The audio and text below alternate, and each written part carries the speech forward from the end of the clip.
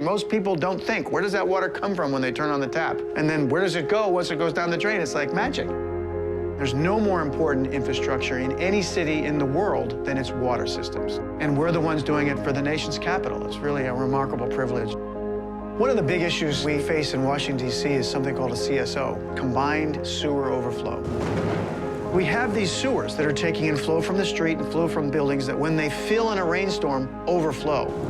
Many cities have significantly more population density, so we're seeing many more overflow events where the old pipe systems cannot handle that rainfall capacity. It's a mixture of stormwater and all sorts of contaminants, untreated, overflowing to the rivers. The Potomac and its tributaries, the Anacostia River and the Rock Creek. The health of a city's waterways has a direct relationship to the health of the city. There's almost nothing more important to determining quality of life than the state of the environment. So on almost every level, we've got to solve that problem, and it's been building for over a century.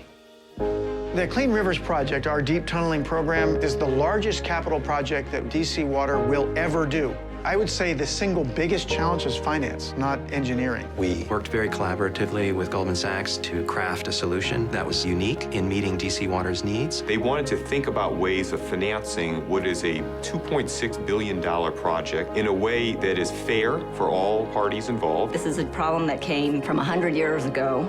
This is a solution that's going to last well over 100 years. The DC Water Century Green Bond, a bond with a 100-year maturity, really worked well. The Century Bond was a very elegant solution to spread the costs over the successive generations that will benefit from it. This is not just a traditional capital market solution, but an emerging green bond market solution. It accesses a whole new pool of capital focused on environmentally sustainable investing. This was a series of firsts that we were embarking on. It was the first Century Bond for a municipal government. It also happens to be the first green bond dedicated towards clean rivers, and then the first green bond in the U.S. to have an independent sustainability opinion. The bond that we issued raised $350 million to get the Clean Rivers project going. We think about that in dollars and cents, but the engineers, they think about it as miles that we funded. The project itself mainly consists of large underground tunnels that we're actually constructing. 10 stories underground, 13 miles long. The inside diameter is 23 feet. It's almost like a factory underground, and we've got some of the best tunnel engineers in the world. This is a cool project. All of the overflow will be dropped down to this huge tunnel, conveyed to one of the most advanced treatment facilities in the world, get full treatment